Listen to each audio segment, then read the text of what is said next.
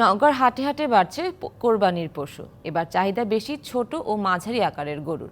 তবে লালন পালনে খরচ বেশি থাকায় দামে খুশি নন বিক্রেতারা। আছে হাটে বাড়তি খাজনা নেয়ার অভিযোগও।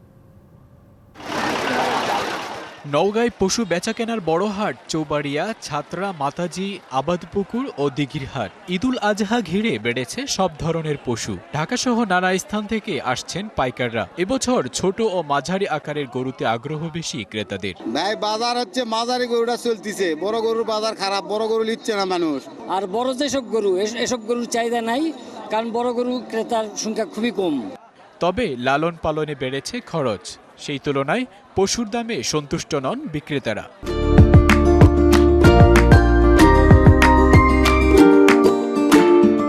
700 টাকা কেজি আর 750 টাকা কেজি মাংস বেচে খাদ্যর দাম হিসাবে টাকা আসতেছে না। একবার খাওয়া যাতে বিল আসবে 200-220 টাকা একবার খাওয়া দিতে। যে ভুসি ছিল 50 টাকা কেজি, 45 টাকা কেজি, সে ভুসি এখন 60-62। সবই দুর্মূল্য যদি হয় তো গরু গোস্ত পাওয়া যায় কম দামে কোথায়? এছাড়া হাটে ইজারাদারদের বিরুদ্ধে উঠেছে অতিরিক্ত খাজনা আদায়ের অভিযোগ। 500 টাকা কোন হিসাবে হয় বা 6,500 টাকার ভাড়া। 7,000 টাকার যদি 500 টাকা 700 টাকা খাজনা হয় তাহলে আমরা কিভাবে বকরি গরু কিনবো? এত কেন এখন সরকারের হাট, ওরা যেটা মনে করবো ওটাই।